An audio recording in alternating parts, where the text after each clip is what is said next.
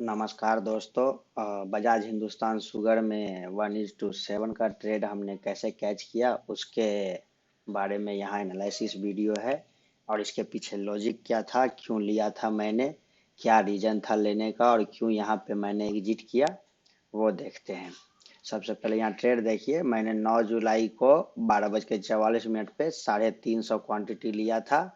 और कल ये 20 अगस्त को मैंने यहाँ पे पुरानी मेरी कुछ होल्डिंग थी 650 क्वांटिटी और नई होल्डिंग, तो दोनों को मैंने टोटल 1000 क्वांटिटी थी तो 300 क्वांटिटी ये और 700 क्वांटिटी ये, टोटल मैंने होल्डिंग वाली एग्जिट मार दी।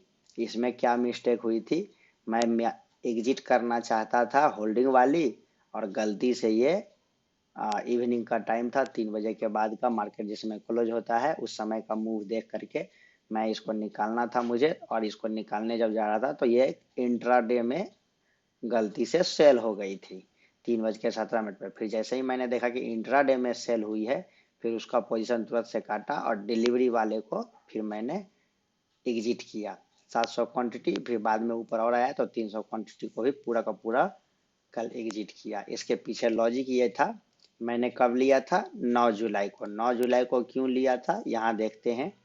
ये जो डेट है ये डेट है 9 जुलाई का। 9 जुलाई को लेने के पीछे डेट ये रीजन क्या था, क्योंकि मेरी पहले की जो होल्डिंग थी कुछ इधर की होल्डिंग थी और इतना इधर की भी नहीं, इससे भी ऊपर की होल्डिंग थी मेरी, इधर कहीं की होल्डिंग थी मेरी। और यहाँ से ये इतना बुरी तरह से गिरा, इतना बुरी तरह से गिरा कि इसमें मैं फंसा हुआ था, बहुत बुरी तरह से फंसा हुआ था। कल जब ये कॉस्ट टू कॉस्ट मौका मिला तो मैं इसको निकाला। क्यों लिया था, उसके पीछे का रीजन ये है कि ये जब है पिछला लो यहाँ पे बनाया था, उसके बाद शानदार मूव दिया था। उसके बाद क्या किया था ये अप्रैल 2025 से ये अगले साल 26 अप्रैल मान लिए मोटा मोटा 1 साल, 1 साल के बाद वापस उसी जोन पे आ गया था और इसके नीचे आके क्लोजिंग भी दिया था। यहाँ पे क्लोजिंग देने के बाद ये क्या किया था, यहाँ पे लो को सस्टेन किया। इस जगह जो है ये क्या किया था, पूरा का पूरा लो को सस्टेन किया और लो सस्टेन होने के बाद ये अपना हाई को ब्रेक किया। इस जगह जो ये कंसोलिडेशन फेज था, इस फेज के बाद यहाँ हाई को ब्रेक किया।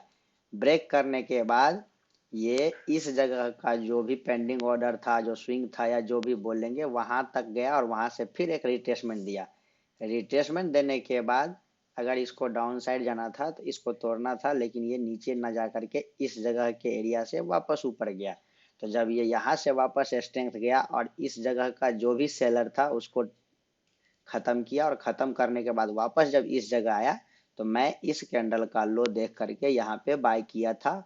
और मैं ये सोचा था कि ये यहाँ तक का तो ऑर्डर, इस जगह तक का तो ऑर्डर ले लिया है इस कैंडल का।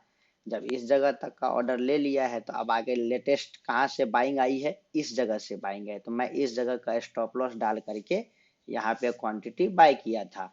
अगर यहाँ से नीचे जाता तो मैं यहाँ पे लॉस बुक करता और ऊपर जाता तो अपना टारगेट बुक करता, ये सोच के मैं यहाँ पे ट्रेड लिया था। और ये जो ट्रेड बनाया था मैंने, ये मैंने 350 क्वांटिटी लिया था 17 रुपये 30 पैसे पे, 17 रुपये 30 पैसे यहाँ पे। और मेरा स्टॉप लॉस जो बन रहा था वो कुछ 90 पैसे का बन रहा था। तो 90 पैसे का स्टॉप लॉस मतलब 350 क्वांटिटी इंटू 90 पैसा, यानी मेरा कुछ 300 रुपये का यहाँ पे लॉस जा रहा था। इस 300 रुपये के लॉस के अगेंस्ट में मेरा पहला टारगेट जो था ये वाला स्विंग था। ये वाला स्विंग जो था मेरा पहला टारगेट वो 3 रुपये 70 पैसे का था, यानी कि मोटा मोटी 1000 रुपये का टारगेट था। 1:4 का ट्रेड था। लेकिन जब यहाँ पे ये चलना शुरू किया तो इस दिन क्या हुआ, जब ये प्राइस इसको टच किया मैंने यहाँ पे अलर्ट डाला था। अलर्ट डालने के बाद भी मैंने इसको एग्जिट इसलिए नहीं किया क्योंकि यहाँ प्रीवियस जो भी वॉल्यूम था बहुत कम वॉल्यूम था, लेकिन ये जो वॉल्यूम था इस दिन का वॉल्यूम प्रीवियस वॉल्यूम के तुलना में अगर देखेंगे तो बहुत बड़ा वॉल्यूम था। ये वाली वॉल्यूम जो है पहले दिन की जो वॉल्यूम थी, ये वाली वॉल्यूम ये अच्छी खासी 18 अगस्त वाली थी। और इसके हिसाब से मुझे अनुमान लगा था कि ये कहीं ना कहीं अगले दिन फिर से ऊपर जाने वाली है। उसके बाद दूसरे दिन जो 19 अगस्त की वॉल्यूम बनी वो इससे भी और 3 गुनी 4 गुनी बनी। तो ये यहाँ तक गया और यहाँ से लास्ट लास्ट में लोगों ने जो छोटे छोटे रिटेलर थे या हम जैसे छोटे लोग थे, जो पैनिक सिचुएशन देख करके समझ के ये रेसिस्टेंस है करके यहाँ पे प्रॉफिट बुकिंग किया। प्रॉफिट बुकिंग करने के बाद ये यहाँ से यहाँ आ गया। उसके बाद फिर ये जो वॉल्यूम इतनी शानदार थी, इसको देख करके मुझे लगा कि ये इस लेवल को होल्ड नहीं करेगा, मे भी अगले दिन फिर से ये ऊपर जाए और ऊपर वाला लेवल जो इधर का था ये वाले लेवल पे ये आएगा। इसलिए मैंने इसको होल्ड किया और यहाँ तक इसको राइड किया। और राइड करने के बाद यहाँ मैं देख रहा हूँ कि ये मेरा जो है टारगेट यहाँ से यहाँ तक का बुक हुआ। और कल जो मैंने बुक किया है ये क्वांटिटी, ये एक क्वांटिटी मैंने किया 23 रुपये 23 पैसे पे, और दूसरी क्वांटिटी जो मैंने बुक किया 23 रुपये 85 पैसे पे।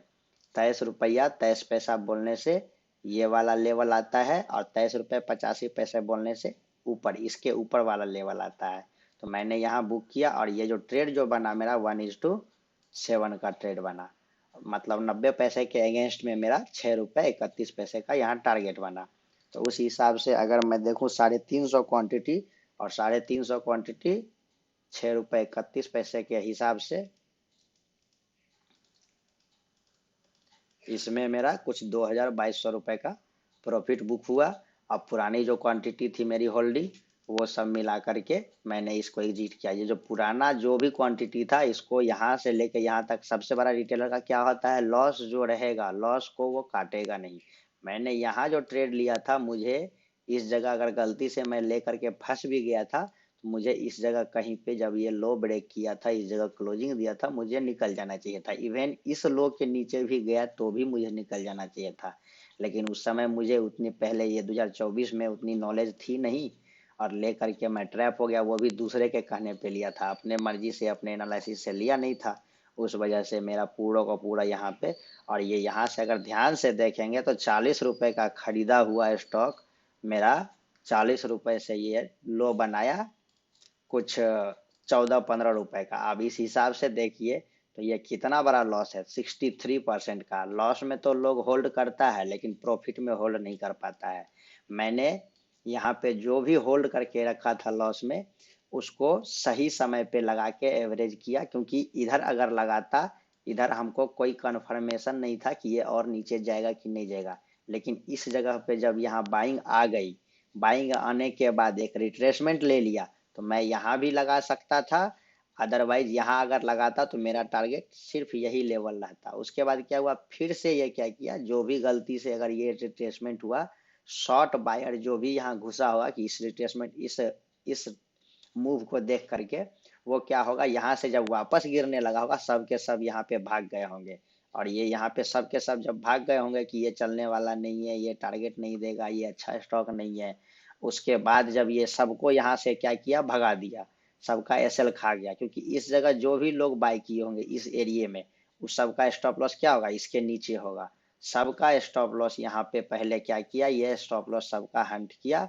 और स्टॉप लॉस हंट करने के बाद ये जो है कुछ 36% का भी टारगेट दिया, और ये ऐसा मूव दिया। तो जब कभी भी कहीं भी स्टॉप लॉस जितना बड़ा खाएगा, उसके बाद उतनी ही बड़ी रैली होगी। अगर स्टॉप लॉस बहुत बड़ा नहीं खाएगा, बहुत लोगों का स्टॉप लॉस, छोटे छोटे लोगों का, बड़े प्लेयर जो है यहाँ पे पार्टिसिपेट नहीं करेंगे। ये अभी यहाँ पे क्या हुआ है, अभी इसके ऊपर गया है, हो सकता है यहाँ से अभी आगे क्या होगा, ये हो सकता है यहाँ से थोड़ा सा नीचे आए, इस लेवल में, इस एरिया में कहीं पे आए, और जो भी लोग यहाँ पे प्रॉफिट बुकिंग किए हैं उसको भगाने के बाद फिर यहाँ पे कहीं ना कहीं हो सकता है और बायर ऐड हो या और उसको मूव देना हो। तो यहाँ से अभी ये हो सकता है आगे जो है एक और मूव देगा, और टारगेट अगला यहाँ तक का रहेगा। अभी 40% का और मूव है, बट देखते हैं क्या होता है। यहाँ से पहले रिट्रेसमेंट ले, कोई अच्छा एरिया मिले, उस हिसाब से हम फिर यहाँ से आगे का देखेंगे। लेकिन अब जो है बड़ा रैली के लिए नहीं देखेंगे। धन्यवाद दोस्तों।